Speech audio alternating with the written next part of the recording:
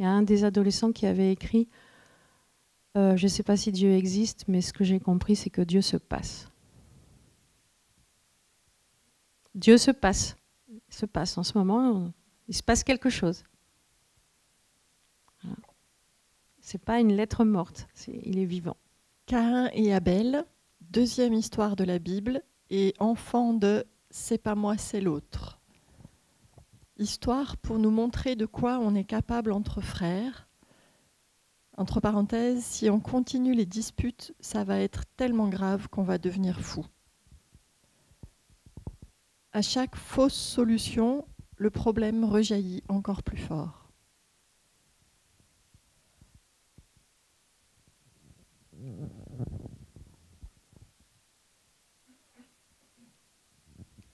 Pan, aïe, tous les deux personnages ressentent quelque chose.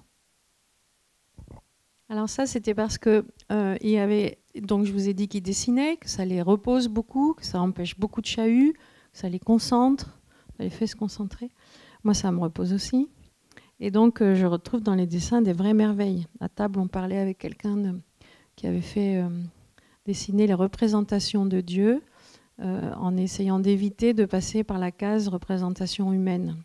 C'est magnifique tout ce qui sort. Vous l'avez vu, vous avez vu les dessins. C'est libre, je ne dis pas aujourd'hui vous allez dessiner. Non. Et là, il y avait un petit crowbar grand comme ça que j'ai agrandi en format A3 et qu'on a collé pendant 1 an dans toutes les classes de deux petits bonhommes en allumettes là. Et il y en avait un qui donnait un coup de poing à l'autre et l'autre il se recroquevillait, arc-bouté. Et il y avait une grosse bulle dans laquelle il y avait marqué 1 aïe. Et la bulle partait des 2 bouches. Donc celui qui tape dit aïe, celui qui reçoit dit aïe. Et c'est grâce à ce petit dessin qu'on a compris énormément de choses sur qu'est-ce que c'est que haïr. D'où ça vient et aussi quelles sont les conséquences. Et comment ça nous échappe. On ne désire pas haïr ses frères et sœurs. Mais on est pris dans cette affaire. Et on désire que le pardon advienne, mais il n'advient pas. Ou il advient. J'ai compris grâce à ça qu'on ne peut juger personne, bien sûr qu'on le sait, ça, mais avant de l'appliquer. Mais c'est parce que je vois la complexité de l'intériorité de chacun et que je vois la différence entre l'enfant que je connais et puis ce qu'il a écrit, que je me dis, mais alors si même lui, je ne peux pas le juger, alors du coup, bon, c'est clair, je ne peux plus juger personne. Et que du coup, dans la façon dont les uns et les autres prennent la parole, je le montre que je ne juge pas. C'est-à-dire, je ne dis pas à un enfant, bon, bah, alors là, tu es allé trop loin avec ton coup de tuer ta sœur, tu t'en rends compte toi-même. Non, je dis, alors toi, tu veux tuer ta sœur. La reformulation. Mais tu veux la tuer comment ? Ça ne m'empêche pas d'aller un peu plus loin, quoi, de préciser les choses. C'était quand la dernière fois que tu voulais la tuer ? C'était quand la première fois que tu as voulu la tuer ? On fait parler cette source-là, même si on en a peur.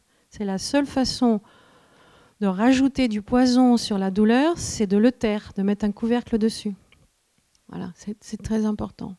Et encore une fois, c'est une protection aussi. Puis ça leur permet d'être à l'aise pour dessiner. Je vous ai vu écrire, là, ça ne marche pas.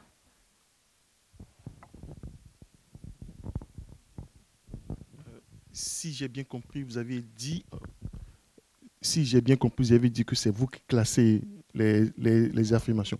Est-ce qu'il y a une logique derrière ? Il y a une intuition ? Il y a une intuition, oui. Ouais. Vous allez voir laquelle. C'est-à-dire que je commence par ce qui est épineux ou mal compris ou incendiaire. Voilà. Ensuite, où je commence, c'est la même chose dans la construction des chapitres pour le livre Théou. Je commence toujours par ce qui pose question. Et je commence par les rebelles. Je commence par ceux qui disent « ça, moi, je m'en fous. Votre histoire, je m'en tape. » D'abord, pour que quelqu'un puisse répondre quand même, c'est exagéré parce que, donc c'est pas moi qui dis à celui qui écrit je m'en fous, c'est pas moi qui lui fais la morale, mais c'est quelqu'un d'autre dans le groupe. Et puis aussi parce qu'en fait, c'est toujours là qu'il y a le plus juteux, c'est toujours là qu'il y a le fruit. On veut, nous, que les phrases nous arrivent parfaites, les définitions. Et puis je vous ai dit ce matin, on arrive finalement avec la définition de la résurrection et en fait l'enfant n'y croit pas. Donc ça ne sert à rien. Allons plutôt là où le bas blesse. Vous allez voir que c'est là qu'il y a la fécondité. À la fin, je termine par les trouvailles théologiques intenses. Il faut s'être un peu chauffé d'abord. On ne peut pas immédiatement commencer par la trouvaille théologique. Et ça, dans Théou, c'est comme ça. D'abord, vous commencez par tous ceux qui, pour la prière, disent « La prière, moi, je prie jamais » ou « Je lui parle qu'une fois par an ». De toute manière, il n'existe pas, donc ça ne change rien. Puis après, il y a ceux qui se sont trompés dans la prière parce qu'ils sont du côté de la superstition ou des vœux brésiliens. Mais ça compte quand même. Il ne faut jamais, jamais, jamais juger que ça, ce serait une fausse prière. C'est-à-dire que ce n'est pas la même prière qu'une prière d'un mystique, mais ça compte. Mais je le mets dans les premiers chapitres.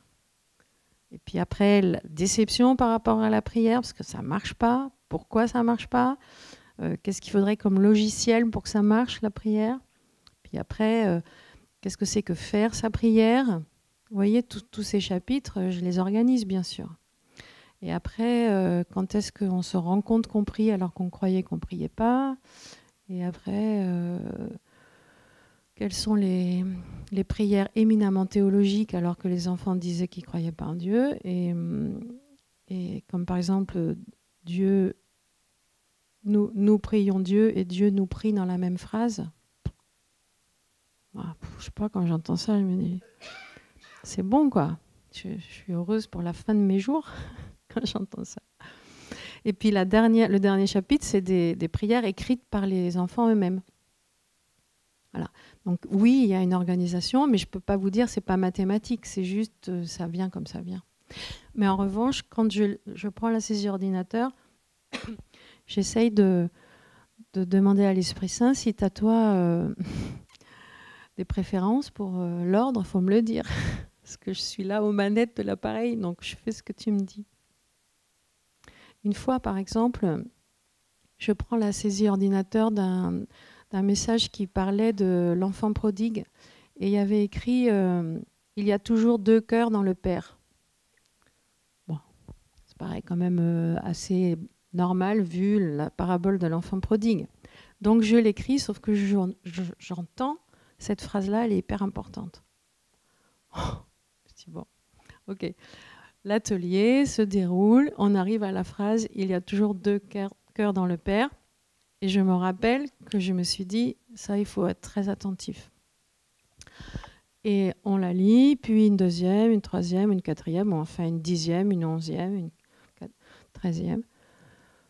Et là, je me dis, il faut faire quelque chose. Donc là, j'interviens. Je me permets, moi, de dire, j'ai quelque chose à dire. Il y a toujours 2 cœurs dans le Père. Cette phrase-là, vous l'avez tous entendue, ça va, elle vous convient, vous l'acceptez? Alors, il y en a un qui dit, bah oui, c'est normal, ça veut dire il y a un cœur pour le fils aîné et un cœur pour le fils qui est parti faire ses bêtises. Alors, je dis, ok, ben c'est bien, c'est ce que je pensais, mais je voulais en être sûre. Oui, mais c'est pas ce que j'ai voulu dire. Je me dis, waouh, qu'est-ce que je peux... Voilà, vous voyez un peu comme je fonds, là. Je me dis, mais... à quoi ça tient? Cette petite flamme fragile. Donc je lui dis, qu'est-ce que tu voulais dire? Eh bien, je voulais dire... elle voulait dire, il y a un cœur pour dire, tu m'as fait trop mal, et un cœur pour dire, mais je te pardonne.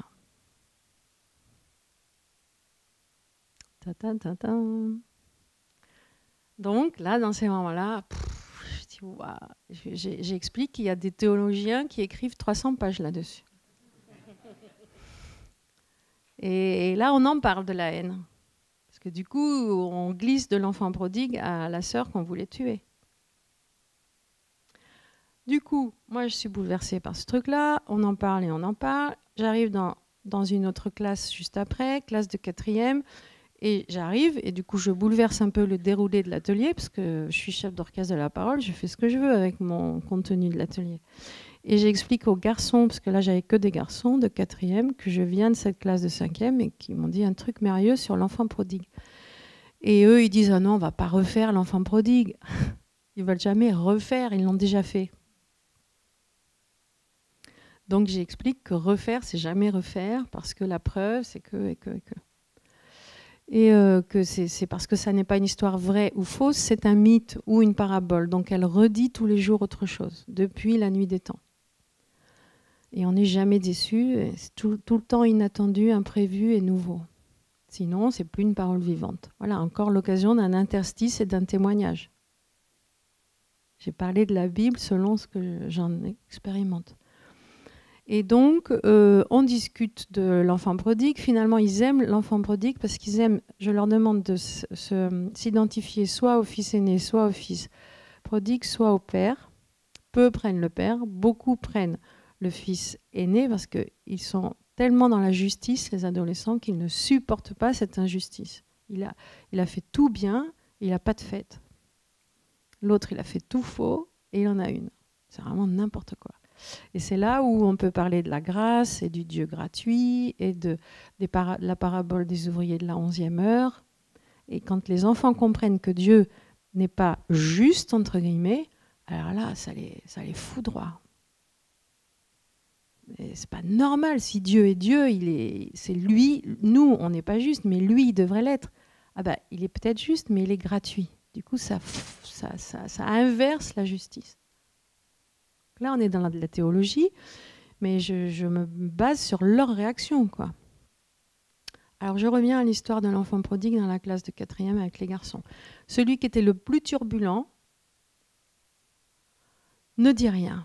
Pendant un quart d'heure, 20 minutes, 25 minutes. Alors, je me dis, il y a un truc. Et donc, je lui ai dit, Thibaut, et toi, qu'est-ce que tu veux dire? Tu dis rien depuis le début. Alors, il me fait un regard comme ça, il me dit, je crois qu'on se trompe depuis le début. Qu'est-ce que tu veux dire? Moi, je ne sais pas, je n'ai pas rencontré Dieu, je ne sais pas s'il pardonne tout le monde. Et puis, le père, dans la parabole, je crois qu'il ne se fait pas du tout avoir, comme on dit. Le père, c'est le père. Le père, il a la sagesse. C'est bon, il sait ce qu'il fait. Alors, qu'est-ce qu'on veut dire? Alors, ce qu'on veut dire, je crois que ce qu'on veut dire, c'est que nous, on a tellement peur si on pouvait se faire pardonner.